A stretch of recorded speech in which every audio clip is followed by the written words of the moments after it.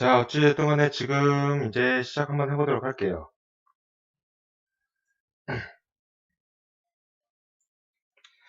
자, 안녕하세요. 저 다시 한번 소개를 드리자면, 바디워커, 바디메이커, 이성민이라고 합니다. 오늘 들려드릴 내용은 사실 그 팔꿈치랑 손목 쪽인데, 이 팔꿈치랑 손목 쪽이 일상생활에서 나타나는 부분이 있고, 그 다음에 어느 정도 좀 알아두면 좋은 부분이 있어요. 그래서 어느 정도 알아두면 좋은 부분과, 그 다음에 일상생활에서 많이 회원님들이나 여러 가지 주변 상황에 많이 적용되는 부분들을 같이 한번 말씀드려 볼 건데, 그거 말씀드려 보기 전에, 전에 우리가 뭐 했죠? 어깨편 했잖아요.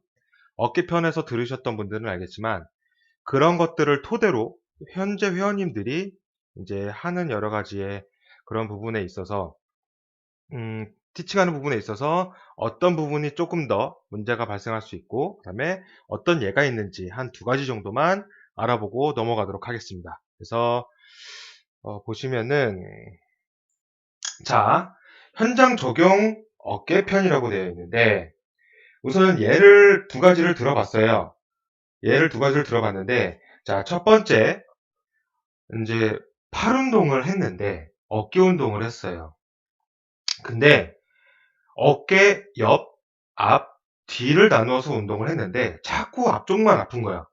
앞쪽만 아파요. 그럼 당연히 삼각근, 어깨 근육이 자극이 되니까 당연히 아프겠죠? 근데 그거 말고 다른 여러 가지 운동을 했는데도 앞쪽이 계속 아파. 그러니까 생각을 곰곰이 해봤더니 이제 그런 아팠던 이유가 내가 어, 손을 앞으로 하는 여러 가지 요리사라든지 아니면 다른 어떤 손을 앞쪽에서 많이 하는 일을 많이 하고 있었던 거야. 어떤 무게가 좀 있는 일을 하고 있었는데 마침 운동을 했더니 그렇게 계속 아프다는 거죠. 그럼 여기서 어떤 거를 조금 예측해 볼 수가 있죠. 우선은 뭐 요리사를 예를 들어 봅시다. 앞쪽에서 후라이팬이나 그런 부분을 많이 들어. 그래서 많이 거기서 이제 일도 하고 힘들게 일도 하고 이제 건강을 위해서 운동하러 갔단 말이야. 근데 어깨가 앞쪽이 계속 아프다는 이제 설정을 하고 그런 분들이 꽤 있죠. 어깨 앞쪽 아프신 분. 이런 부분이 있으면 저번에 들었던 분들은 바로 생각이 날 수 있어야 돼요. 이런 부분에서는. 뭐죠? 그렇죠. 그 바이셉스 롱헤드, 즉 그 이두건의 장두 쪽에 혹은 그쪽에 문제가 있는지, 그쪽에 문제가 있으면 보통 어떻게 되냐? 요 오른쪽 어깨 쪽에 요 앞쪽에 불편함이 나타나요. 앞쪽에 불편함이 나타나는데 뭐 팔을 들어도 그다음에 앞으로 내밀어도 어떤 물건을 위로 이렇게 들어도 이 앞쪽으로 계속 불편함이 나타난다고 생각하면 되죠. 그렇게 생각하면 되시고 그럴 때는 이 바이셉스 롱헤드 여기에 이제 그 긴 쪽 장두가 지나가는 홈이 있는데 그쪽에 여기에 혹은 염증이 있는지 혹은 어떤 다른 문제가 있는지를 체크해 보시는 게 제일 중요합니다. 대부분 이제 병원 같은 데서 검사를 해보시면 그런 쪽에 문제가 나타날 가능성이 되게 높고요. 그리고 그렇게 문제가 있으시면 처음에는 이제 막 이렇게 열감도 있고 붓기도 있고 그런 경우에는 아이싱이나 좀 휴식을 취해 주시는 게 좋아요. 그 이후에 이제 여러 가지의 보강 운동이라든지 회전근개 운동도 좀 섞어 주시면 좋고 그렇게 해서 보강 운동을 시해 주시면 되실 것 같아요. 그래서 우선 기본적으로 그 회원님이 어떤 일을 하고 있는지 그리고 운동을 하면서 어디가 계속 불편했는지를 먼저 파악하신 후에 적용하시면 되실 것 같습니다. 자, 그리고 두 번째. 자, 두 번째는 이렇게 런닝머신을 신나게 탔어요.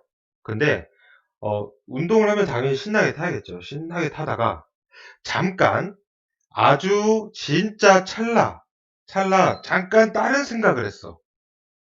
새로운 상상을 했어요, 막. 근데 그 순간 얼핏 넘어졌단 말이야. 근데 내가 너무 뛰어나 지금 운동도 너무 잘하고 뛰어난 반사신경으로 이제 정확히 뒤통수 다칠 뻔했는데 손을 이렇게 딱 뒤로 딱 잡았어. 근데 그러니까 나의 손바닥으로 바닥을 딱 디뎠을 때 그때는 어떤 손상이 나타날 수 있는지. 자, 요거는 사실 제가 저번 어깨 편에서 조금 강조했던 부분 있잖아요. 그 넘어졌을 때 우리가 손을 디뎠을 때 그러면 어깨 쪽에서 어떤 손상이 날 수 있을까? 라는 거를 생각해 보시면 돼요. 그래서 요거를 예를 들자면 뭐 슬랩, 그다음에 방카르트를 예를 들 수 있는데, 방카르트라는 부분이 제가 이렇게 손을 뒤로 짚거나 앞으로 넘어질 때 손을 확 집었을 때 나타날 수 있는 손상이라고 말씀드렸잖아요. 그래서 어깨 자체에다가 앞쪽에 강한 충격이 와서, 뒤로 짚었으니까 당연히 충격은 앞쪽으로 오겠죠. 밀리니까 강한 충격이 와서 앞쪽에 있는 관절 와순에 대한 손상이 나타날 수 있고, 그 외적으로 여러 가지 근육이 손상될 수 있다. 그게 반카르트다라고 얘기를 할 수 있죠. 그래서 그런 식으로 이제 조금 생각을 유추해 볼 수가 있고, 그렇게 손상이 되면 걔는 우리가 해줄 수 있는 게 없어요. 할 수 있는 게 없기 때문에 그냥 두셔야 됩니다. 그냥 두시고 그대로 분명히 어깨에 불편함을 크게 호소하실 거예요. 호소하실 거기 때문에 그때는 조금 그냥 안정적으로 흔들리지 않게 잡아주시고 바로 병원 쪽으로 가시면 되실 것 같아요. 자, 이렇게 두 가지 예를 한번 들어봤는데, 요 두 가지 예는 이제 사실 어느 상황에서든 일어날 수 있는 예들이에요. 그쵸? 러닝머신을 타다가도 혹은 스텝박스를 하다가도 어느 상황에도 일어날 수 있는 부분이기 때문에 요 두 가지 말고도 어깨 손상대 관련된 거, 그리고 어깨에 제가 저번에 보강 운동이나 그런 부분도 몇 가지 알려드렸죠. 그런 부분이랑 이제 기전이랑 같이 연결시켜서 공부하시면 조금 더 편하게 공부하실 수 있을 겁니다. 자, 다음. 이번에 진짜 팔꿈치 어깨 쪽을 먼저 들어갈게요. 제가 말씀드렸다시피 지금 이런 부분은, 제가 지금 강의를 드리고자 하는 부분은 쉽게, 공부를 하는데 너무 복잡하지 않게, 어렵지 않게 받아들이기 위해서 중요한 부분만 쉽게 넘어갈 거예요. 그렇기 때문에, 요 강의에서는 그렇게 가볍게 몇 번을 반복해서 들어주시면 아마 충분히 도움이 되실 거고, 자, 팔꿈치입니다. 자, 뼈 먼저 볼게요, 뼈. 여기 뼈 보이면, 코라노이드 포사랑, 여기 포사라는 게 뭐냐면, 포사라는 단어도 여기 많이 나올 거예요, 엄청. 포사라는 단어도 되게 많이 나올 건데, 이 포사라는 단어는 와라는 거거든요, 와. 와라는 거고, 그 다음에 이 바깥쪽에 있는 상과, 그리고 여기에는 뭐 소두라고 하는데 작은 머리라고 얘기를 하고요. 여러 가지 이렇게 쫙 나와 있어요. 이 용어들은 사실 그냥 뼈의 명칭이기 때문에 한 번씩 이렇게 쭉 보시면 되실 것 같고요. 그렇게 어렵거나 그렇게 문제가 되거나 그런 부분은 없다고 생각하시면 되세요.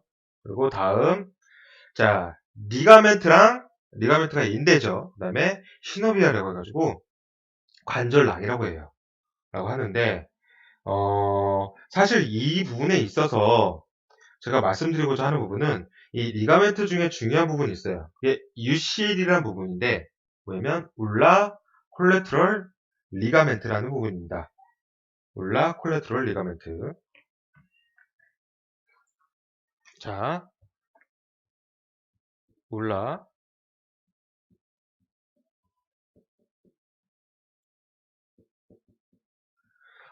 콜레트럴 리가멘트예요. 그래서 앞글자만 따서 UCL이라고 해요. 요 인대를 조금 집중하셔서 집중력 있게, 왜냐면 손상이 생각보다 많은 부위이기도 하고, 그 다음에 스포츠 선수한테도 많이 손상이 일어나는 부위이기도 합니다. 그래서 요 UCL이라는 거를 조금 집중적으로 봐주시면 좋으실 것 같아요. 자, 그 다음으로 우리 각도 있죠, 각도. 각도가 있는데 제가 여기 ROM이라고 해놨잖아요. 이게 뭐죠? 레인지 오브 모션이죠. 관절 가동 범위인데, 여기서 이제 우리는 자유도라는 걸 생각해 볼 수가 있습니다. 자, 요거 장면 한번 보시고 여기서 우리는 자유도를 생각해 볼 수가 있어요. 얘 자유도가 몇일까요? 1일까요? 2일까요? 3은 아니겠죠. 3은 조금 더 많은 범위, 어깨나 고관절 같은 여러 가지의 각도의 움직임이 나올 수 있는 자유도를 가지고 있는 게 3이라고 말씀을 드렸고, 그러면 관절의 자유도가 높을수록 안정성은 떨어진다라고 말씀을 드렸죠. 그만큼 구조물들이 많이 잡고 있어야 된다고 말씀드렸었잖아요. 그쵸? 얘는 자유도가 2입니다. 2. 자유도가 2인데 자유도가 1인 게 예를 들어서 한 가지의 움직임이 나오는. 근데 얘는 복합이 있잖아요. 복합. 예를 들어서 팔꿈치는 어떻게 되겠어요? 굽힘과 펴 그리고 여기서 회전이 들어가죠. 이제 라디우스랑 울라에서 그 사이에 회전이 들어가기 때문에 세 가지의 움직임이 나와서 자유도 2라고 보시면 돼요.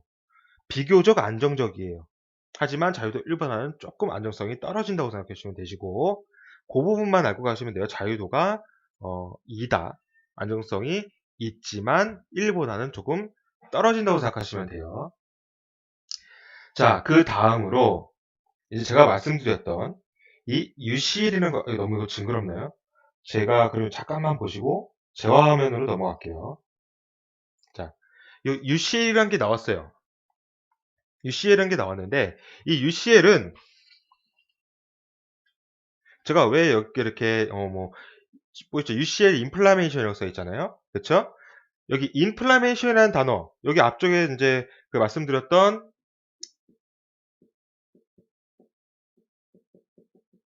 자, 이 인플라메이션이라는 단어 이 단어는 제가 두 가지의 똑같은 용어가 있다고 그랬죠. 염증을 나타내는데 하나에 뭐뭐뭐뭐 뒤에 TIS 뭐뭐뭐뭐 TIS 요렇게 붙는 거 하나 요렇게 붙는 거 하나 뒤에 인플라메이션이라고 붙는 거 둘 요거는 염증을 뜻한다고 생각해 주시면 좋아요.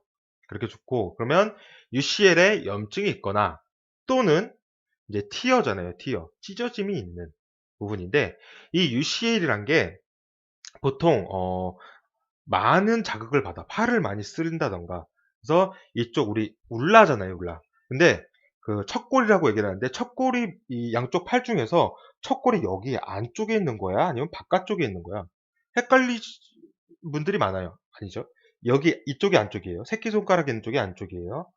헷갈리시는 분들이 많은데 전 이건 어떻게 공부를 했냐면 우리가 소원이 있으면 이렇게 서로 여기 새끼손가락으로 이렇게 크로스하면서 이렇게 딱 이렇게 상대방 나 하면서 여기 팔로 크로스하면서 딱 부딪히잖아요. 그럼 이 부딪히는 쪽이 울라라고 생각하세요. 그러면 조금 편하게 울라를 생각할 수 있고 울라 쪽에 붙은 인대라고 생각하면 돼요. 측부 인대. 그래서 얘는 사실 가장 손상이 많이 나타나는 게 15세 이제 어린애들 있잖아요. 어린애들 15세 이하의 야구를 하는 선수들, 투수들 특히 그런 선수들한테 손상이 되게 많아요. 그리고 그런 선수들뿐만 아니라 그 우리 그냥 일반적인 야구 선수들도 수술을 굉장히 많이 하는 부위이기도 합니다. 그래서 제가 이제 UCL이란 부분이 인대 중에는 그나마 손상이 조금 많은 부분이기 때문에 이렇게 하나 넣어놓은 거라고 생각하시면 좋고 자 이제 다음으로 제가 요거는 조금 흥미롭게 다뤄보려고 합니다. 왜냐면 이 울라 뉴리티스라고 하잖아요.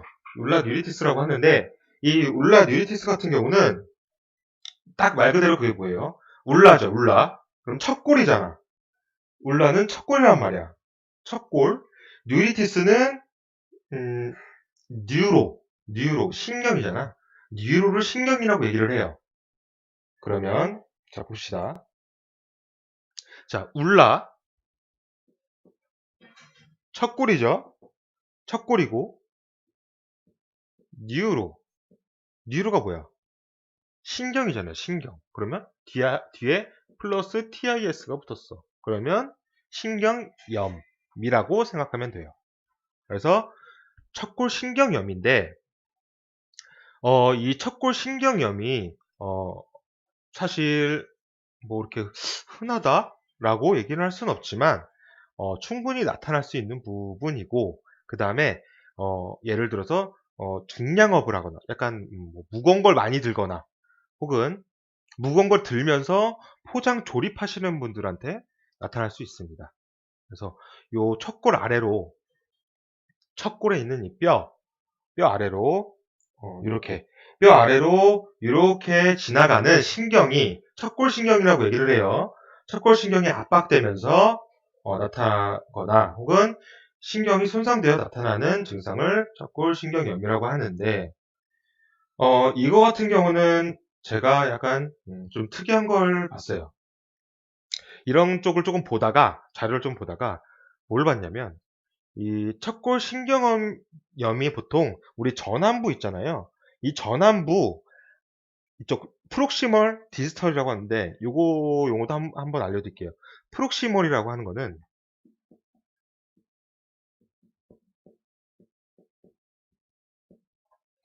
보이나요? 프록시멀? 프록시멀이라고 하는 거는 뭐냐면 근위예요. 근위. 그러니까 내 몸통 쪽에 가까운 거를 프록시멀이라고 해요. 그러면 내 몸통 쪽에서 먼 거를 뭐라고 그러냐면 디스탈이라고 한단 말이에요. 내 몸통 쪽에서 먼을 디스탈이라고 얘기를 합니다. 그러면 다시 한번 이제 울라 뉴리티시로 갈게요. 그러니까 척골신경염으로 갈게요. 이 척골신경염은 그냥 나타날 수 있는 부분이 내 이 전완 쪽에 프록시멀 위쪽에 이 안쪽 내측 쪽에 압박을 가하든지 아니면 상완골의 내측 쪽에 압박이 있을 때 혹은 그쪽으로 손상이 있을 때 이런 척골신경염이 나타날 수 있는 가능성이 높아집니다. 높아지는데 제가 뭐 여러 가지 이렇게 인터넷이나 뭐 여러 가지 자료를 보다가 산재를 받으신 분을 어떤 분이 법률 관련된 분이 소개를 하셨는데 재밌더라고요, 그게. 어떻게 됐냐면 어떤 분이 이 뉴리티시 갖다가 척골신경염 갖다가 그런 부분은 몰랐어요. 그런 신경염이란 판정은 받으셨나 봐요. 근데 그분이 종사하시는 직업이 부품을 조립하는 약간 무거운 부품을 조립하는 직업을 한 7, 8년 정도 하셨는데 그 중에 무슨 교체 작업을 하시는 게 있어요. 교체 작업을 하시는데 그 일을 계속 하면서 나 왜 이렇게 팔꿈치가 아프지? 이 척골신경염이 있으면 이 손가락의 네 번째 마디로 조금 저려요. 저림 증상과 약간 이상 감각이 조금 있단 말이에요. 만졌을 때 막 약간 느낌 이상하고 그렇단 말이에요. 그런데 그런 증상이 계속 나타나서 병원을 갔더니 척골신경염입니다. 라고 얘기를 듣는 거죠. 근데 자기는 뭐 특별히 뭐 한 것도 없고 일을 열심히 했을 뿐이에요. 그래서 이 부분이 어떤 변호사신가 그런 분이 그 산재 그거를 도와드리기 위해서 어떤 그런 검증을 받으셨나 봐요. 거기서 그런 교체 작업을 오래 하다 보면 이 저랑부 내측이나 그다음에 안쪽에 압박을 많이 받을 수가 있고 그러면 척골 신경에 대해 자극을 많이 줄 수가 있다는 판정이 나서 산재를 받으신 그 케이스가 있더라고요. 그래서 그런 거 보면서 사실 우리가 이런 부분을 어느 정도 조금 알 수 있다면 흔히 말해서 내가 돈 쓰고 치료하지 않아도 되죠. 그쵸? 병원 가서 치료를 받아야 될 거잖아요. 산재를 받으면서 내가 여기서 일을 너무 열심히 했기 때문에 내가 이런 산재를 받았다라고 얘기를 할 수 있는 부분이잖아요. 그래서 저는 그거를 딱 보고 나서 나도 조금 더 이런 쪽으로 잘 알고 일상 회원님들이나 주위 분들한테 알려드릴 수가 있는 부분이구나 라는 부분이 다시 한번 되게 신선하게 다가왔습니다. 그래서 이 부분은 한번 알아보시면 될 것 같고 세네 번째 손가락이 저린 거를 못 느껴보신 분들은 이런 벽 있잖아요, 벽.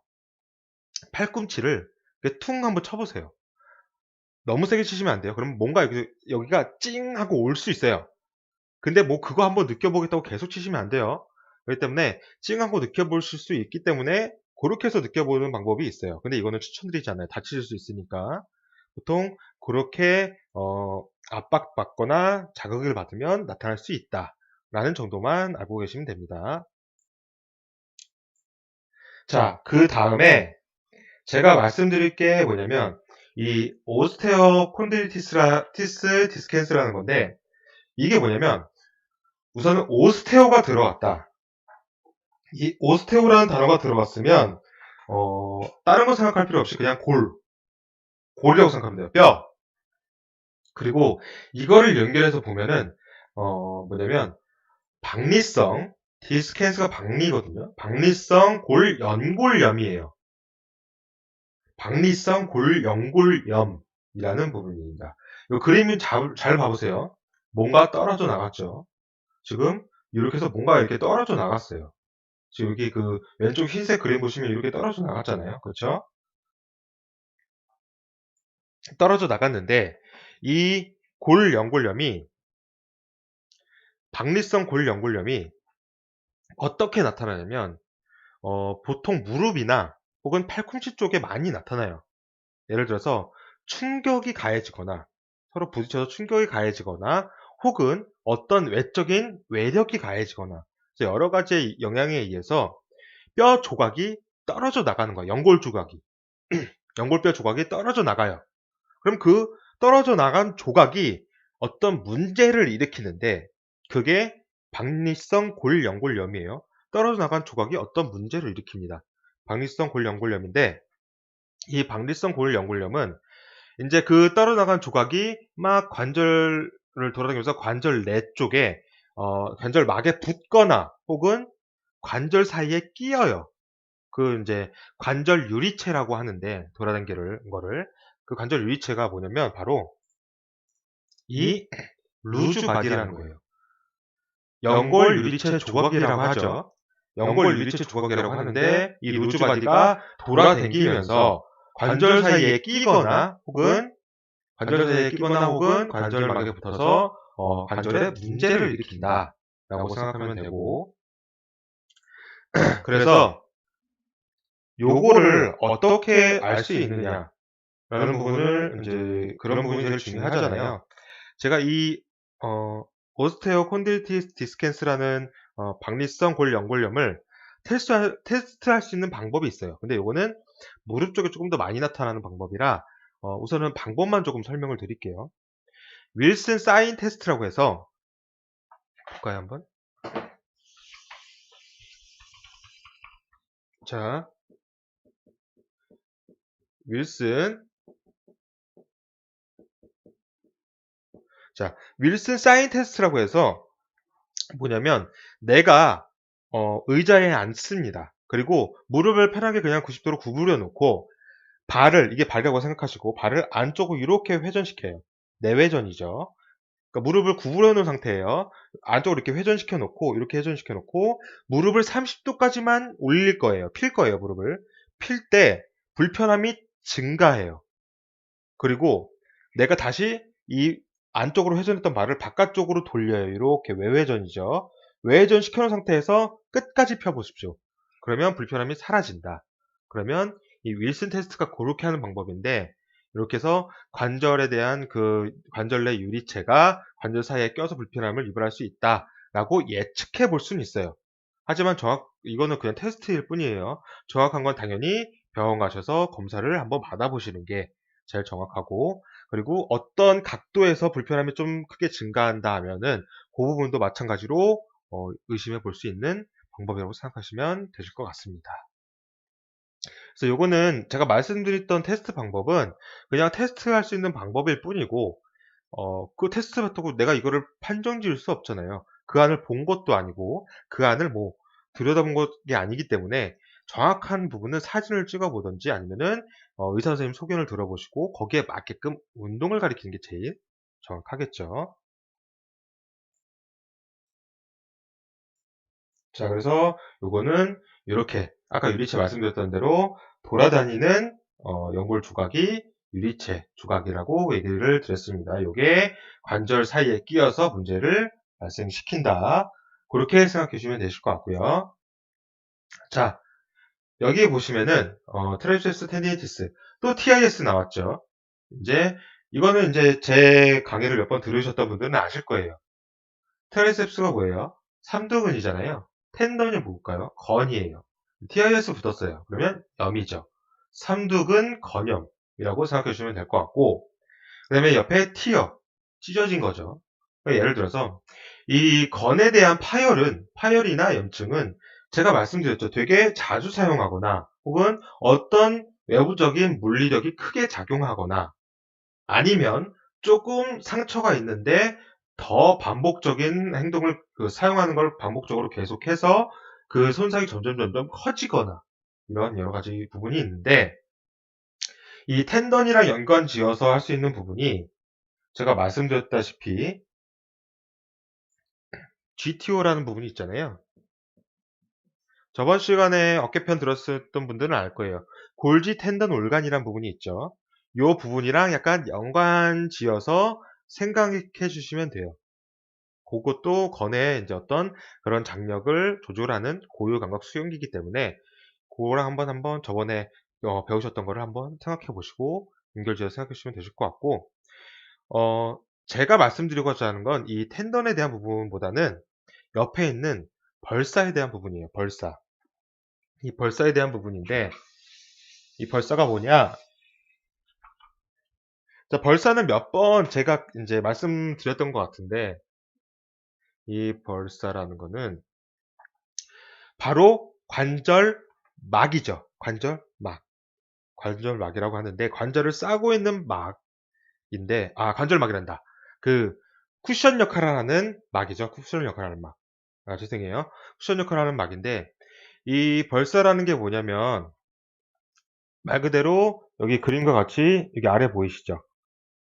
이렇게 마찰을 감소시키거나 혹은 여러 가지 자극에 의해서 그런 완충작용을 하는 아이예요. 근데 얘가 이렇게 염증이 생기거나 손상될 수 있는 부분이 한 몇 가지가 예를 들 수 있지만 우선 지금 이제 팔꿈치 아래쪽에 있는 걸 오레크라논 벌시티스라고 하는데 이 오레크라논이라는 것 자체가 주두라는 뜻이거든요. 팔꿈치 이제 뒤쪽에 있는 주두라는 뜻인데 주두 쪽에 이제 벌시티스 이제 이렇게 염증이 생겼다. 활액염, 뭐 관절염 이렇게 낭염이라고 얘기를 하는데 염증이 생겼다라고 생각해 주시면 되시고 이 염증이 생긴 게 삼두근을 굉장히 많이 사용해서 생기는 경우가 있고 삼두근을 굉장히 오버유즈 과사용해서 생기는 경우가 있고 그 다음에 여러 가지 이렇게 자극이 계속 가서 생기는 경우가 있고 또 이런 분들 많이 생겨요. 어떤 분들이 많이 생기냐면 우리 그 독서실에서 공부 오래 하시는 분들 있죠. 독서실에서 공부 오래 하시는 분들 예를 들어서 뭐 공부할 때 우리가 그냥 막 이렇게 정자세로 이렇게 딱 서가지고 막 이렇게 공부하지 않잖아요. 오래 공부하다 보면 내가 턱을 개고 팔꿈치를 이렇게 받치기도 하고 이렇게 받치고 있죠. 그리고 뭐 양쪽 턱을 대고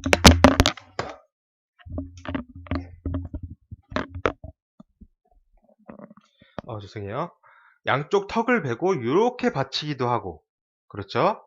이렇게 받치기도 하는데 그런 이제 받치고 오랫동안 이렇게 장시간 그거를 오래 기간 동안 하고 있었을 때 충분히 자극이 될 수 있습니다.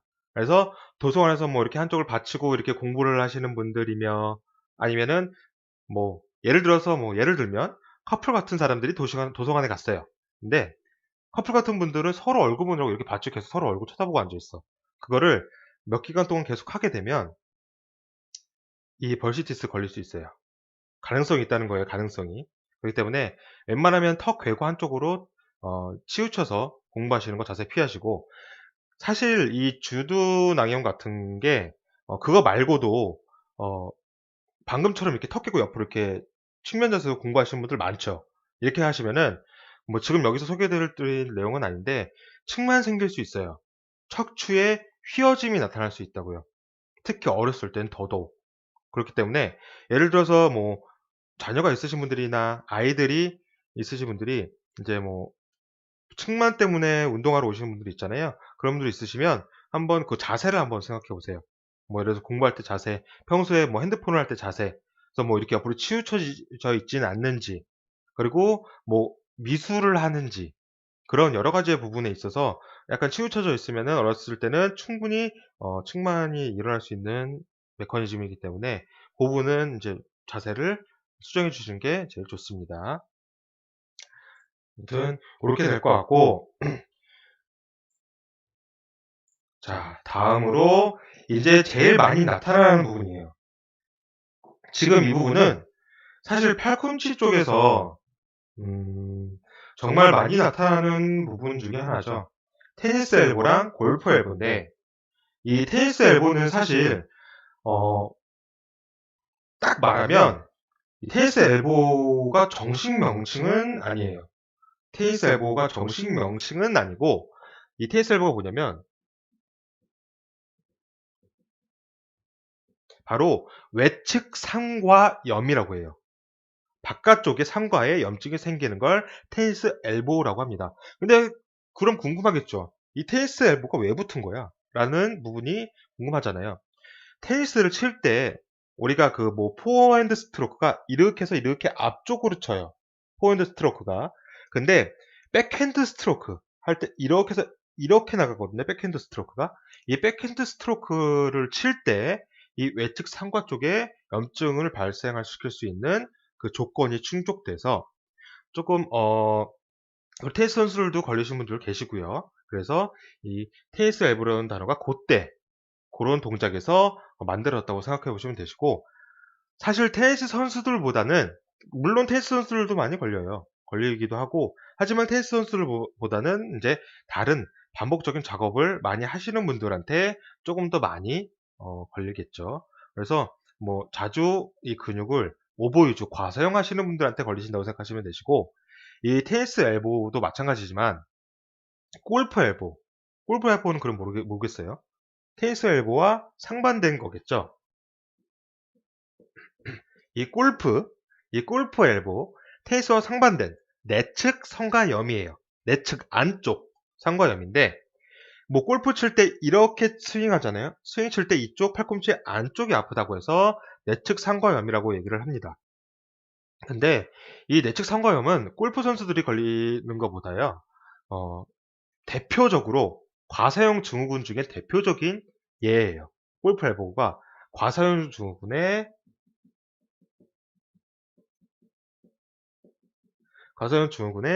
대표적인 예 중에 하나다고 생각하면 되세요.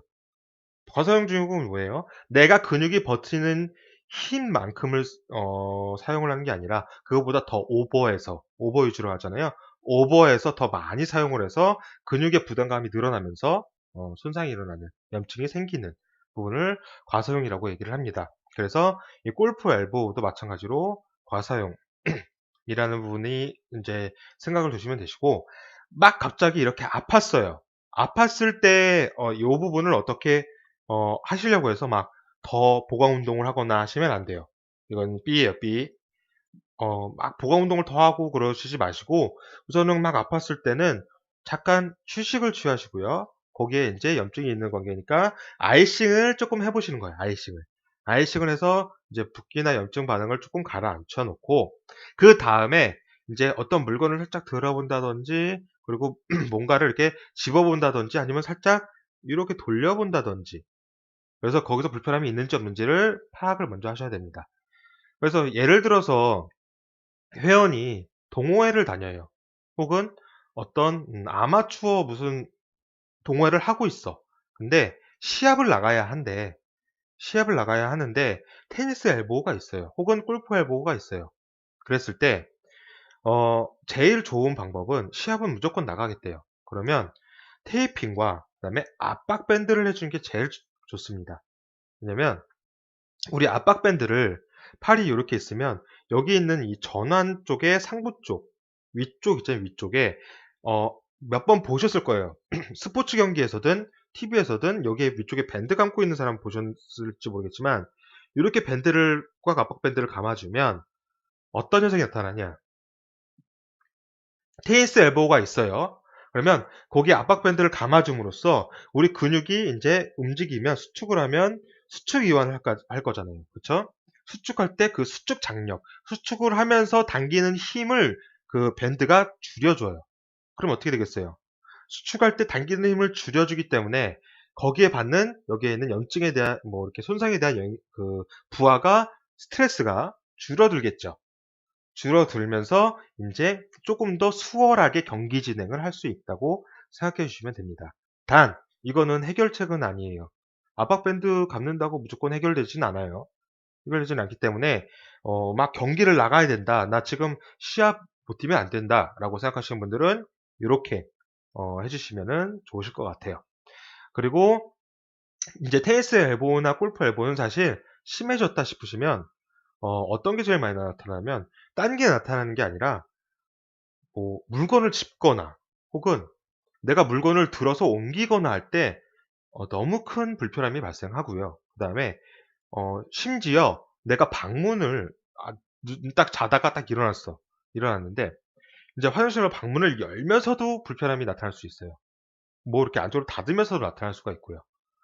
그렇기 때문에 그 정도의 수준이 되시면 이거는 어떤 운동 쪽으로는 뭐 하실 수 있는 것보다 그냥 병원 가셔서 정확하게 뭐 거기에 있는 치료 방법들이 있으니까 그거 받으시고 그런 불편한 부분이 조금 완화되시고 한 다음에 그다음에 보강 운동을 해주는 게 좀 좋아요.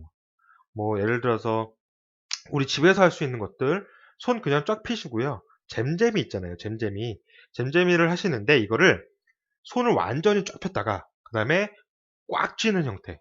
완전히 쫙 폈다가 꽉 쥐는 걸 해야 돼요. 그거를 빨리 한 50회 정도 처음에 하셔보세요. 그러면 아마 이 전완근이라고 하는데 안쪽과 위에 신근, 굴근과 신근 쪽이 땅땅해질 거예요.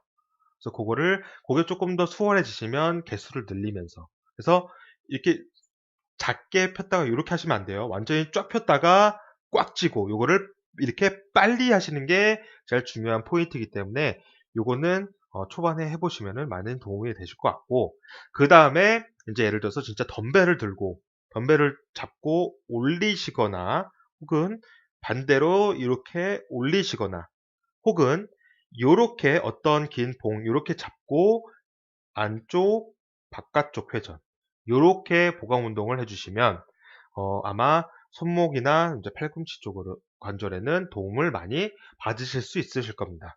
그래서 보강 운동 프로그램을 짤 때 단 근육에 무리가 없는 선부터 시작하시는 게 제일 좋고요. 그 사람마다 버티는 힘이 다르기 때문에 그 회원님이 얼만큼 버티는지를 먼저 캐치하시는 게 내가 얼만큼 버틸 수 있는지를 먼저 캐치하는 게 제일 중요한 포인트라고 생각하시면 되세요. 자, 다음으로 자, 이게 이제 테니스 엘보에 대한 테스트를 할 때. 그래서 이쪽에 손가락을 가볍게 대고 이제 테스트를 하셔도 되고 너무 심하신 분들은 이 테스트를 하기 전에 먼저 불편한 위치가 정확하게 명확하게 바깥쪽이든 안쪽이든 나타나기 때문에 그분들에 있어서는 굳이 테스트를 하지 않으셔도 돼요. 그냥 바로 이제 진단 받으시고 그 다음에 수용제 드시면서 병원에서 치료 받으시고 나서 제가 말씀드렸던 여러 가지 보강 운동을 실시해 주시면 되실 것 같고요. 자, 이거는 포인트예요. 지금 보시는 건 꼭 알아두시는 게 좋아요. 왜냐면 필라테스건 뭐 예를 들어서 요가건 또 뭐 웨이트건 다른 여타의 운동들이건 이 캐리 앵글을 생각해서 운동 프로그램을 짜주셔도 많이 전문가스러운 방법이라고 생각이 듭니다. 그럼 이 캐리 앵글이 뭐냐? 흔히 말해서 운반각이라고 얘기를 해요. 운반각이라고 얘기를 하는데 지금 이거 보셨죠? 여기에서 뭐 남자 같은 경우는 5도 정도가 되고 여자 같은 경우는 10도 15도 정도가 된다. 여자가 각이 더 커요. 남자보다. 팔꿈치의 각도를 얘기해요. 상한과 그다음에 전환의 각도를 얘기를 하는데 자, 여기서 중요한 거. 상완과 전환의 각도를 얘기합니다. 그럼 이 캐리 앵글은 운반각이라고 얘기를 해요. 자, 요 운반각이라고 얘기를 하는데 이 운반각이 뭐냐? 우리가 팔꿈치 이제 예를 들어서 이렇게 차렷 자세 했을 때 손바닥을 이렇게 앞쪽으로 하고 차렷 자세를 했을 때 내가 이 전환 쪽, 이 전환부터 손까지가 내 옆에 안 붙죠. 이 팔꿈치를 기준으로 바깥쪽으로 꺾여 있잖아요. 그 각도를 얘기를 합니다. 근데 여기서는 그러면 왜 이런 각도가 나오는 거야를 먼저 알아야 되잖아요. 이 각도 왜 나오는 거야?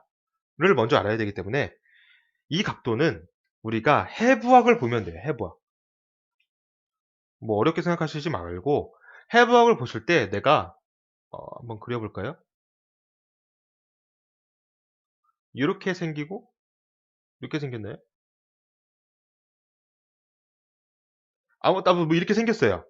이렇게 생겼는데, 여기서 보시는 여기 바깥쪽이에요. 바깥쪽. 레터럴 바깥쪽이고, 이쪽이 안쪽입니다. 안쪽이라고 봤을 때, 지금 제가 그림 어떻게 그렸어요? 그림 어떻게 그렸죠? 살짝 안쪽이 아래로 살짝 치우치게 그렸죠. 그쵸? 요 정도의 각이 나옵니다.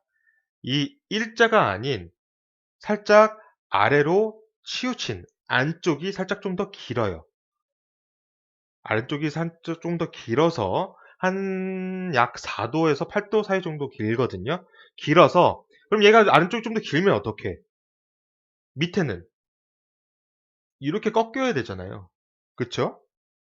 그래서 요 각이 바로 운반각이라고 생각하면 돼요. 이 해부학적인 부분 때문에 라고 생각해 주시면 되실 것 같고, 뭐 예를 들면 이 뼈의 트로키얼이라고 하는 그 앞쪽에 뼈 보시면은 거기에 나오거든요. 그리고 뭐 뒤에 뭐 캐피트럼인가 그런 그 소두 그 양쪽에 대한 부분에 있어서 그 길이 차이가 좀 납니다.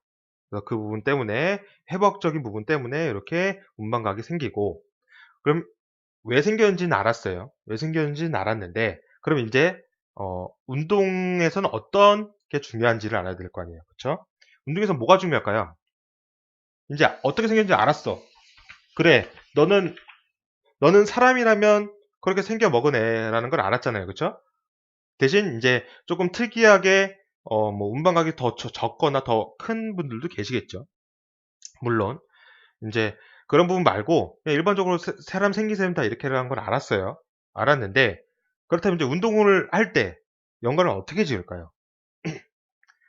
연관을 지을 수 있는 부분이 뭐냐면, 우리가 예를 들어서 뭐 필라테스를 예를 들면 그 기구에 앉아서 밴드 갖다가 이렇게 당기는, 내가 이렇게 뒤로 왔다 이렇게 앞으로 왔다 갔다 하는 그 동작이 있잖아요. 이거를 시키는 선생님도 제가 좀 봤는데, 동작이 있는데 이 동작과 그다음에 내가 바이셉스 컬 운동이죠. 컬 운동. 이두근 운동을 할 때 이 운반각을 생각해 주시면 조금 더 생각이 있는 트레이너가 될 수 있습니다. 생각을 주는, 회원님께 내 생각을 나눠주는 트레이너가 될 수 있죠. 왜냐면 스탠스를 생각해 보시면 돼요. 내가 손의 위치가 팔짝 펴시고요. 끝까지 한번 접어보세요. 접었을 때 내 이 어깨선, 이 이두선에 내 이 손바닥이 정확하게 딱 이렇게 딱 닿나요? 끝까지 그냥 편하게 접으셨을 때는 내 손바닥이 내 어깨보다 살짝 바깥쪽으로 치우칩니다.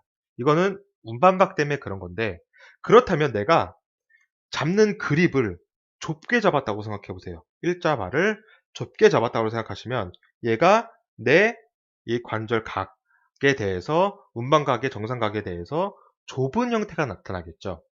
물론 이것 갖다가 100% 손상된다는 소리는 아니에요. 손상된다는 소리는 아니지만 예를 들어서 이 팔꿈치가 받을 수 있는 스트레스를 높일 수 있다는 소리죠. 이 팔꿈치가 받을 수 있는 스트레스가 올라간다는 소리예요.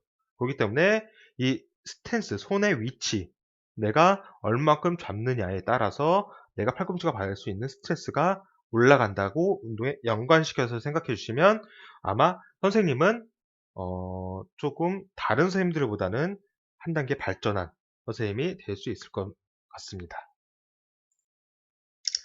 자, 그렇게 생각해 주시면 되실 것 같고, 자, 다음으로 이제 손목에 대한 부분인데, 이 손목은 우리 흔히 사문, 그리고 일상적으로 운동을 하시면서 많이 다칠 수 있는 부분이긴 해요. 왜냐면 우리는 손을 더 많이 쓰잖아요.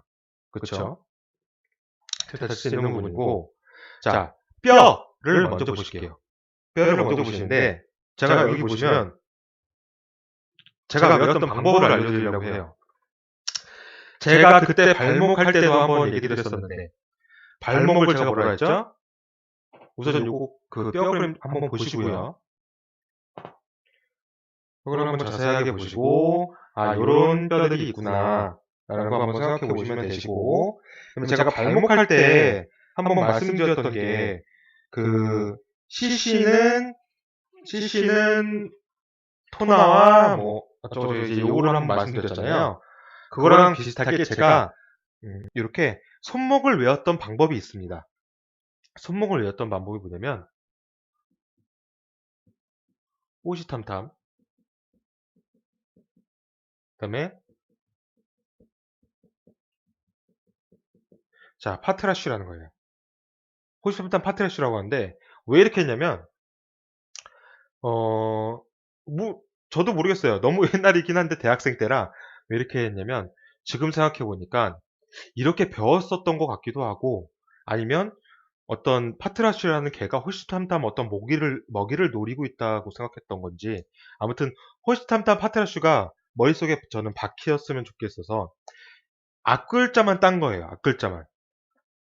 호, 시, 탐, 탐. 그쵸? 그 다음에 파, 트, 라, 슈. 이렇게 앞글자만 따서 이렇게 해서 써놓은 거예요. 그러면 이것도 순서가 있어요. 그냥 막 쓴 게 아니라 이렇게 손등을 보시면 새끼손가락부터 호시탐탐 그 다음에 파트라슈예요. 이해되시죠? 이렇게 해서 호시탐탐 파트라슈 이렇게 8개의 뼈가 제가 순서대로 이렇게 적어놨다고 생각하시면 되세요. 그래서 하나하나 보시면 뭐 H 같은 거는 햄메이트라고도 하고요. 라는 뼈고 그 다음에 C는 캐피테이트 그 다음에 T는 트라페조이드 트라페지움 그 다음에 P는 피지폼이라고 얘기를 하고요. 그 다음에 요 T는 트리큐트럼이라고 얘기를 하는데 전 요거 외울 때가 가장 힘들었어요. 트리큐트럼 외울 때가 너무 생소한 단어라서 그래서 트리큐트럼이고 그 다음에 L이 루네이트 그 다음에 마지막에 S가 스캐포이드라는 건데 우선은 단어가 많이 헷갈리잖아요. 그러면 우선은 이 호시탐탐 파트라슈라는 걸 외워보세요. 그러면 어느 정도 문제를 보던가 혹은 어느 정도 해부학을 볼 때 그 위치대로 제가 말씀을 드렸어요. 이렇게 라고 말씀드렸으면 H부터 시작해서 호시탐탐부터 시작해서 파트라슈로 갔는데 대충 앞글자는 다 알잖아요. 그러면 해부학을 볼 때도 눈에 확확 들어와요. 해부학을 한 번 더 보거나 예를 들어서 지금 제가 말씀드린 거 잘 생각하고 자 한번 봐보세요. 확 들어오지 않나요? 그래서 요거는 단어는 사실 그렇게 일반적으로 접하는 단어가 아니에요. 용어이기 때문에 이 용어는 그냥 한 번씩 계속 봐주시고 읽어주시고 외워주셔야 되는데 제가 말씀드렸죠. 해부학은 쉽게 공부하셔야 내가 더 많이 가지고 있을 수 있어요. 그렇기 때문에 호시탐탐 파트라슈 먼저 생각하시고 그 다음에 이렇게 해부학을 한번 보시면 좋으실 것 같고요. 자, 이제 손목터널 증후군입니다. 자, 이 손목터널 증후군은 사실 굉장히 많이 나타나죠. 이거는 회사원분, 키보드, 마우스를 많이 다루시는 분, 혹은 공부를 오랫동안 하는 학생들한테 나타날 수 있는 충분한 여건이 있고요. 보통 이 손목 아래에 여기 그림과 같이 정중신경이라는 게 지나가요. 이 신경 다발이 있는데 이 정중신경이라는 게 지나가는데 이 정중신경이 압박돼서 여기 터널 안으로 리가멘트 터널 안으로 정중신경이 지나가는데 그게 압박되어서 나타나는 게 손목터널 증후군이라고 얘기를 합니다. 그래서 이 손목터널 증후군 같은 경우는 이제 뭐 엄지손가락부터 네 번째 손가락 정도까지가 저림 증상이 좀 나타나기도 해요. 저리기도 하고 뭐 여러 가지 불편하기도 하고 그런데 저림 증상이 나타나기도 하는데 만약에 저린다고 무조건 다 그렇지는 않고요. 그 여러 가지의 종류 중에 하나다라고 생각해 주시면 좋으실 것 같아요. 근데 얘 같은 경우는 사실 몇 가지 테스트 방법이 있어요. 얘는 몇 가지 테스트 방법이 있는데 그 테스트 방법이 뭐냐면 팔렌 테스트거든요. 이게 뭐냐면 손목을 양쪽에서 이렇게 접고 손목끼리 이렇게 접어 놓고요. 한 60초 정도 유지해 보는 거예요. 그랬을 때 불편함이 나타나는지 테스트해 볼 수 있는 방법 하나. 그리고 그냥 직접적으로 여기에요. 이 손목인데 여기를 탭 테스트라고 해서 그냥 가볍게 툭툭툭툭툭툭 두드려 보시는 거예요. 그랬을 때 이쪽으로 저림이 나타나는지 안 나타나는지 이런 부분을 테스트해 볼 수 있고요. 이것도 이 손목 터널 증후군도 그냥 조금 심하신 분들은 일상생활에서도 나타납니다. 감각 이상이 있다던가 뭔가를 집을 때 힘이 없다던가 그 다음에 지속적으로 이런 부분이 계속 뻐근하거나 뭐 불편함이 느껴지신다던가 라는 부분에서 나타날 수 있는 부분들이 있기 때문에 꼭 이 손목 터널 증후군이 있으신 분들은 조금 휴식을 취해 주시는 게 제일 좋고요, 사실은. 그리고 예를 들어서 이렇게 해서 당기시면 이쪽이 좀 더 팽팽해지잖아요. 이런 부분에서 조금 테이핑 쪽으로 완화를 시켜줄 수는 있습니다. 하지만 그것 마찬가지로 그게 전부라고 생각하시면 안 되고 마찬가지로 여러 가지 휴식과 그다음에 쿠션을 여기다 내신다든지 여러 가지 그런 증후군이 생기지 않는 방법들을 계속적으로 받친다든지 아니면은 조금 테이핑 쪽으로 이완시켜 준다든지 그런 방법을 대입하셔서 일상생활에서 도움을 많이 얻으셔야 되고요.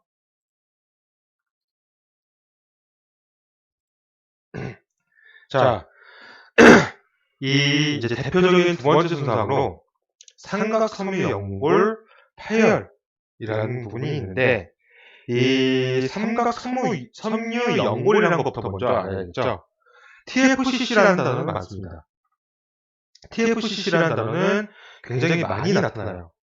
TFC라는 건 굉장히 많이 나타나는데 한번 얘기를 해드릴게요.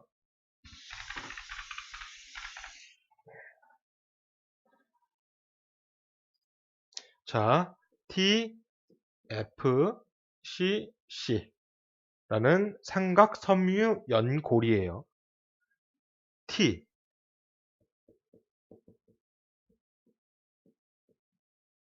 트라이앵귤러 그 다음에 F 피부로 그 다음에 C 칼티라지 그 다음에 C 컴플렉스 이게 삼각섬유연골의 풀네임이에요. 트라이앵글 피브로 칼티라지 컴플렉스 그래서 하나하나 풀어보면 이게 삼각이죠. 피버라고 하잖아요. 피버라고 하는데 섬유라고 하죠. 섬유 칼티라지 연골 컴플렉스 복합체 그거를 삼각섬유연골 복합체라고 합니다. 거기에 어떤 문제가 생겨서 뭐 파열되거나 손상되는 거를 삼각섬유연골 손상이라고 얘기를 해요. 삼각섬유연골이 어떤 역할을 하냐면 흔히 말하는 우리 디스크 역할 같은 걸 합니다. 뭐 이렇게 충격이 팍 왔을 때 완충을 한다든지 뭐 관절과 관절이 조금 부드럽게 움직이게 역할을 한다든지 그런 디스크적인 역할을 해요. 그러면 얘는 어떨 때 손상이 되냐? 어떨 때 손상이 되냐면 되게 간단하게 손상이 되기도 해요. 예를 들어서 우리가 팔을 바닥에 받쳐놓고 손바닥을 받쳐놓고 푸시업을 하잖아요. 무릎 푸시업을 한다고 해요. 팔굽혀펴기를 하는데 여성분들은 무릎 대고 푸시업을 하시겠죠. 그리고 남성분들은 뭐 무릎 펴고 하시는 분들도 계시고 아니면 올려서 하시는 분들도 계시고 팔굽혀펴기를 하는데 그때 손목이 계속 불편합니다. 이 손목의 이 바깥쪽이라고 하면 좀 그렇네요. 이 울라 쪽에 척골 쪽에 손등 쪽에 여기가 계속 불편해요. 그러면 한 번쯤은 혹시 다쳤나? 손상됐나? 라고 생각해 볼 수 있고요. 또 두 번째, 스텝박스를 이용해서 우리 버피 테스트를 한다던가 혹은 다른 손바닥을 짚고 점프 뛰는 동작 혹은 갑자기 손바닥을 땅으로 짚는 동작 같은 경우를 했을 때 손목의 불편함이 크게 느껴지시는 분들이면 생각을 해볼 수 있는 손상 중에 하나입니다. 그래서 이런 분들은 이런 손상이 나타났을 때 보통 손등의 이쪽 척골 쪽 이쪽에 불편함을 크게 호소를 하시고요. 그 다음에 요것뿐만 아니라 우리가 스페이스라고 얘기를 해요. 우리 여기 그림과 같이 보시면은 잠깐 보여드릴게요. 여기 보시면은 여기 공간이 살짝 있죠. 여기 공간이 살짝 있잖아요. 여기를 그 척골 스페이스라고 하는데 그 척골 쪽에 공간, 관절 공간이라고 얘기를 해요. 그쪽이 서로 부딪히면서 서로 이렇게 부딪히면서 나타날 수 있는 임핀지먼트, 충돌이라고 하는데, 그렇게 해서 이제 삼각섬유 연골이 또 손상이 될 수 있다라고 생각해 주시면 좋으실 것 같고, 그 다음에 이 삼각섬유 연골이 손상이 되면, 자, 다시 한번 그림 보여드릴게요. 이런 식으로 이렇게 있는데, 여기 제가 지금 화살표로 이렇게 왔다 갔다 하는 거 보이시죠? 요렇게 손상될 수 있는데, 이렇게 손상되시면 보통 뭐 손을 이렇게 돌리거나 혹은 집을 때도 아파요. 집거나 손상이 심한 분들이에요. 뭔가를 이렇게 잡고 이렇게 들거나 할 때도 불편함이 나타나고, 당연히 손을 짚고 있으면 당연히 불편함이 크게 호소하기도 하시고요. 그럴 때 도움 드릴 수 있는 방법이, 제가 먼저 도움 드리는 방법은 테이핑 방법을 조금 많이 사용을 합니다. 트랙션 테이핑 방법이라고 해서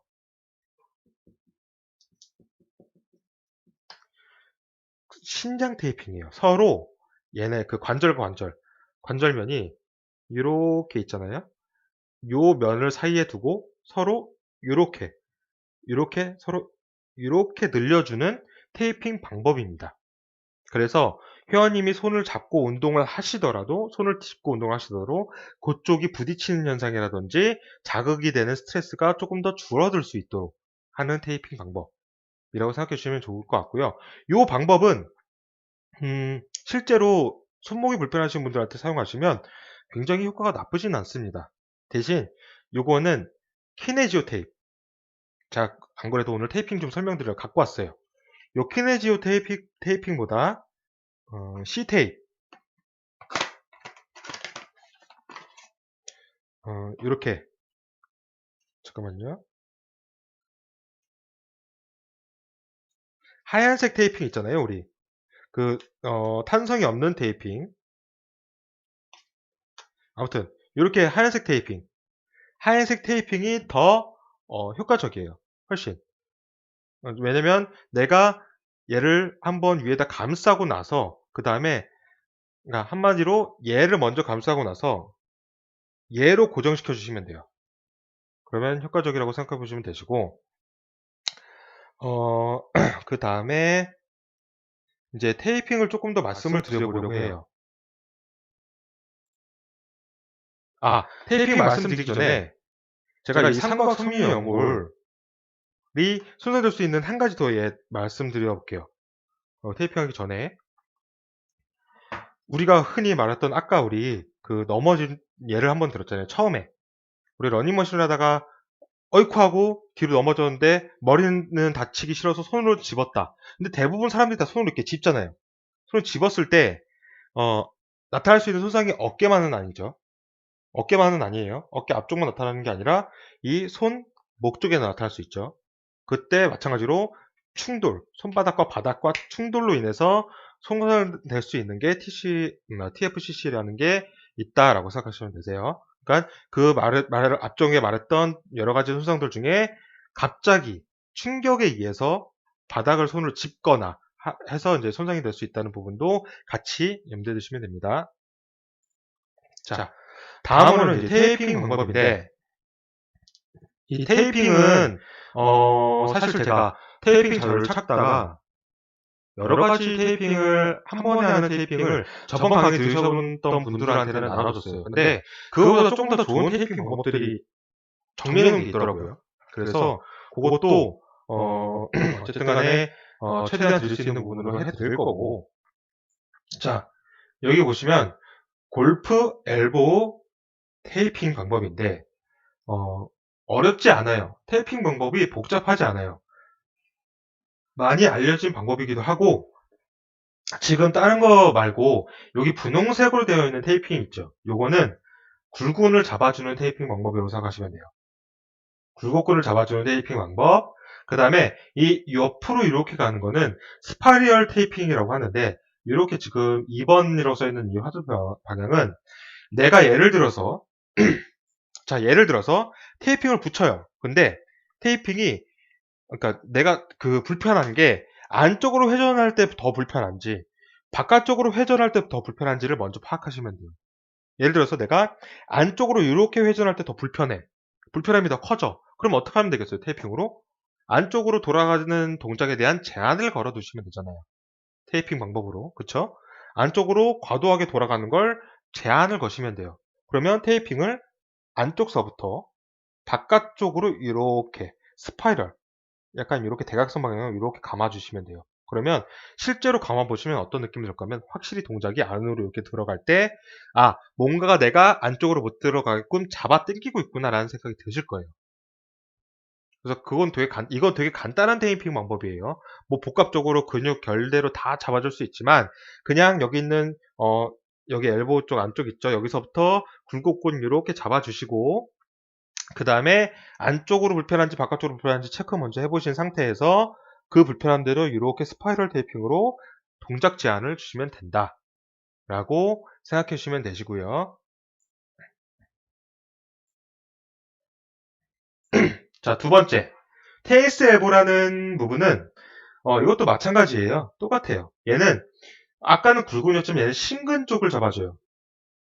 이제 손등 쪽에 있는 근육을 아픈 부분에서 이렇게 테이핑 이거 뭐냐 무슨 색이 남색인가요? 남색을 이렇게 잡아주시고 그 다음에 얘도 마찬가지야. 어쨌든 간에 제가 아까도 말씀드렸다시피 테니스 엘보와 골프 엘보를 따로 설명드리지 않았죠. 그냥 단순히 위치에 따라서 외측 상과염이면 테니스 엘보, 내측 상과염이면 골프 엘보라고 말씀드렸잖아요. 맞아요. 이제 골프 엘보와 테니스 엘보의 차이는 테이핑적인 차이예요. 테니스 엘보는 손등을 위로 하고 이렇게 붙여주고 심근을 먼저 잡아주시고 그 다음에 회전의 제한이 어느 쪽으로 좀 더 불편한지를 따라서 그 동작에 대한 제한을 스파이럴로 감아주시면 끝. 그럼 골프 엘보는 마찬가지죠.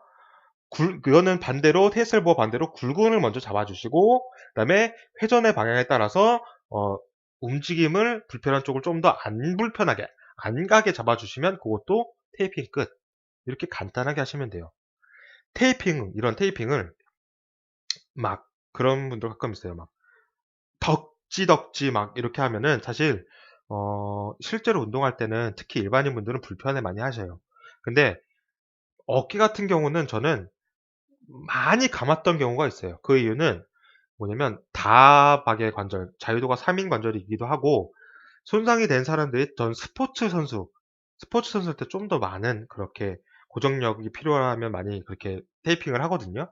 그럴 경우 아니라면 테이핑은 조금 가볍게 해주시는 게 받는 사람도 해주는 사람도 부담감이 조금 줄어들 수 있어요. 대신 효과는 그냥 하는 것보다는 올라가니까 만족도가 생기겠죠. 그쵸? 자, 테니스 앱은 이렇게 해주시면 되고 자, 요거 제가 말했던 방법이에요. 자, 손목 불편한 개섬이라고 해서 지금 얘는 C테이프라고 이렇게 하얀색 테이핑만 가지고 이제 테이핑을 했는데 제가 이건 뭐 TFCC 테이핑 할 때 이렇게 분홍색 붙여놓고 뒤쪽으로 충돌이 더 일어나지 않게끔 뒤쪽이 좀 더 충돌이 일어나지 않게끔 이제 바닥 쪽으로 당겨서 손바닥 쪽으로 당겨서 붙이는 방법이라고 생각하시면 되는데 손바닥 쪽으로 껴놓고 이렇게 당기면 이 동작에 대한 제한이 걸리겠죠. 그쵸? 그리고 여기를 이제 테이핑 방법으로 고정시켜 주면서 잡아주시면 되는데 자, 이 손목 테이핑 할 때 제일 중요한 게 있습니다. 제일 중요한 게 뭐냐면 우리 여기 보시면 여기에 뭐가 그러죠? 우리 옛날에 전기 아시나요? 전기 막 손바닥에 오른다고 했을 때 어디 잡았어요? 이렇게 잡았잖아요. 그럼 잼잼이 하시면 여기 손 하얘지잖아요. 그러니까 이쪽에 혈관을 꽉 막아서 이쪽이 하얘질 수 있도록 그렇게 만든 거죠. 그래서 테이핑을 할 때 손등 쪽부터 시작을 하시고요. 테이핑을 이렇게 잡으시고 손등을 그대로 누르세요. 여기를 이렇게 누르세요. 이렇게 눌러서 당기세요. 손등 쪽은. 그리고 옆에 이 손목 사이드 쪽에 딱 붙여놓고 이 아래쪽으로 이제 내려갈 거죠. 내려가는 쪽은 그냥 그 테이핑의 장력으로 그냥 가볍게 붙여주면 끝이에요. 이렇게 탁, 탁, 끝. 근데 테이핑 잘못하신 분들은 손목 꽉 잡는다고 해서 여기다 붙여놓고 세게 당겨서 막 당겨서 이렇게 감아버리죠. 피 안 통해요. 나중에 보시면 손바닥 같은 데 보면 시꺼매져 있어요. 손끝에 같은 데 보면. 그거 정말 잘못하는 테이핑 방법이기 때문에 그 방법은 피해 주셔야 됩니다. 그래서 꼭 손 등 쪽에는 강하게 압박, 손 목 쪽은 부드럽고 가볍게 그냥 툭툭 그거를 한 2개에서 3개 정도 붙여주시면 되시고, 이런 키네지오 탄성이 있는 늘어나는 테이핑을 먼저 붙여주시고 그 다음에 이런 C테이프 늘어나지 않는 테이핑을 마무리로 고정으로 붙여주시면 될 것 같습니다. 자, 다음. 자, 이 수분관 증후군 테이핑이라고 얘기를 하는데, 저는 사실, 이 수분관 증후군 테이핑에 대한 부분은, 그렇게 크게 효과를 못 봤습니다. 이 수분관 증후군 테이핑은 사실, 보존적인 부분, 예방적인 차원이 좀 더 중요하기 때문에, 어쨌든 그쪽을 압박시키지 않는 게 제일 중요하잖아요.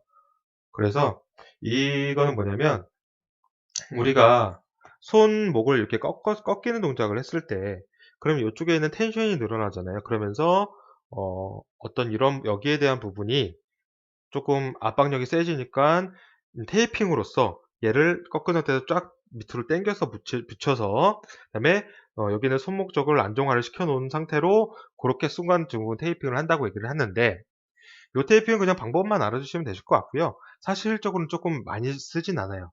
제가 쓰는 테이핑은 손목, 아까 바로 전에 말씀드렸던 손목을 테이핑하고 그다음에 이 TFC 여기에 대한 부분이 불편함이 발생했을 때 조금 꺾이는 부분에 대해서 조금 방지를 해주는, 손바닥에서 이렇게 당겨오는 요 테이핑 방법을 많이 쓰지, 지금 이 순간 중후 테이핑은 조금 그냥 방법만 알아주시면 되실 것 같습니다. 그리고 자, 이 엄지손가락 손상 예방인데, 이거는 사실 일반인들이 많이 쓸 것 같진 않아요. 얘는 제가 어떨 때 많이 썼냐면 유도 선수들이랑 배구, 농구 이런 선수들한테 많이 썼어요. 많이 썼고, 방법은 그냥 여기 그 손목에 하나 지지대, 그다음에 엄지손가락에 하나 지지대 잡아놓고 관절 이제 바깥쪽 엄지손가락 쪽이죠. 바깥쪽도 이렇게 하나, 둘, 세 번 이렇게 하나, 둘, 세 번 이렇게 더 떼어주면 돼요. 바깥쪽으로 더 떼어주고, 이 엄지손가락 3 써있는 데 있죠. 3 써있는데 여기 살짝 위쪽서부터 엄지손가락을 감싸서 손등 쪽으로 내려오시면, 여기처럼 맨 아래처럼 이렇게 감싸 내려오시면 되는 방법인데, 이 방법은 제가 말씀드렸다시피 꺾이는, 손금속가락이 꺾이는 걸 방지를 많이 합니다. 그래서 보통 농구를 할 때 공공 받을 때 농공 팍 맞으면 어떻게 돼요? 손가락 확 꺾여버리죠. 그런 부분 방지할 수도 있고요. 그 다음에 저는 특히 이거를 옛날에 유도 선수들 테이핑 해줄 때 많이 해줬는데, 그립을 꽉 잡을 때 얘가 이렇게 그 옷깃을 잡을 때 잡지 말라고 이렇게 탁탁탁탁 치는 경우가 있어요. 그럴 때 잘못하면은, 혹은 잡은 상태에서 꺾이는 경우가 있고요. 그렇게 될 경우에는 손가락 자체가 잘못하면 탈골이 나거나 부러지는 경우도 생깁니다. 그런 걸 예방하기 위해서 테이핑을 하는 방법이라고 생각하시면 되세요. 그래서 지금 나오는 테이핑들은 그렇게 어려운 테이핑들은 아니니까 한 번씩 해주시면 되실 것 같고, 그 다음에 손가락 아프신 분들 있죠. 손가락에 뭐 불편함이 있으신 분들은 이렇게 지금 보시다시피 이렇게 어떤 관절면에 X자로 테이핑을 해주시면, X자로 하고 그 X자 가운데 부분에 직선 테이핑 하나만 붙여주시면, 이런 거는 관절면이 굉장히 강하게 압박된다고 보시면 되세요. 강하게 고정된다고 생각하시면 되세요. 제가 지금 보여드리는 테이핑, 이 손가락 테이핑들은 이 키네지오를 사용하는 게 아닙니다.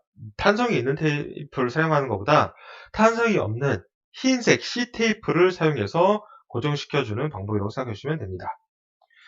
그래서 지금 제가 오늘 해드릴 수 있는 부분은 여기까지 말씀을 드렸고요. 그 다음에 제가 테이핑을 한번 가지고 나왔던 이유는 지금 이거 말고도 뭐 무릎 테이핑, 그 다음에 뭐 어깨 테이핑, 발목 테이핑, 그 다음에 테이핑의 역할, 그 다음에 테이핑을 했을 때 어떤 효과가 있는지에 대한 부분도, 이런 부분들도 굉장히 이제 잘 정리되어 있는 자료가 있어요. 그래서 이 부분 같은 경우는 제가 차츰 하나씩 설명을 드리기도 하고, 제 강의를 들으시는 분이라면 뭐 당연히 드려야겠죠. 이렇게 드릴 수 있도록 할 것 같고요. 지금 이 테이프 말고도 제가 한 번쯤은 이 테이핑을 이용해서 실제로 이제 현장이나 혹은 사람한테 할 수 있는 부분을 보여드리려고 합니다. 그래서 요 테이핑도 마찬가지, 요 테이핑도 마찬가지 한번 보여드리려고 하기 때문에 그게 언제가 될지 몰라요. 그냥 테이핑만 싹 가지고 한 10분, 20분 정도 뭐 실제로 보는 게 영상으로 보는 것보다 제가 하나하나 하면서 실제로 이제 설명을 드리는 부분이 조금 더 와닿을 수 있을 것 같아요. 제가 매번 영상으로나 혹은 자료로만 드리다 보니까 와닿을 수 있으실 것 같아서 실제로 제가 발목부터 시작해서 무릎, 그 다음에 뭐 팔꿈치, 손목, 어깨 이런 부분에 대해서 싹 다 테이핑만 해볼 수 있는, 그리고 현장에서는 어떻게 하는지에 대한 부분까지도 전체적으로 한 번 더 해볼 테니까 그 부분 제가 한 번 더 공지를 드리고요. 다음에는 제가 척추 파트를 조금 해보려고 해요. 근데 사실 척추 파트가 굉장히 복잡하기도 하고, 그 다음에 아무리 쉽게 설명한다고 해도 어려울 수 있는 부분이 있을 것 같습니다. 그래서 이 척추 파트는 뭐 나눠서 얘기를 드릴 수도 있고요. 혹은 한 번에 모든 걸 다 통틀어서 얘기를 드리고, 중요한 부분이겠죠, 당연히. 얘기를 드리고 조금 더 세분화시켜서 경추면 경추, 뭐 흉추면 흉추, 요추면 요추에 대한 부분 가지도, 운동 방법까지도 나눠서 설명을 드려볼 시간도 한번 가져보려고 합니다. 그래서 다음에는 이제 척추 쪽, 그리고 그 전에 다음 이제 강의하기 전에는 이제 이런 팔꿈치 손목에 대한 현장 적용 같은 부분도 다시 한번 생각해 보시고 잠깐 얘기를 하신 후에 진행하는 방식으로 하도록 하겠습니다. 자, 지금까지 강의 들으신 분들 너무 감사하고요. 저는 여기까지 바디메이커 이성민이었습니다.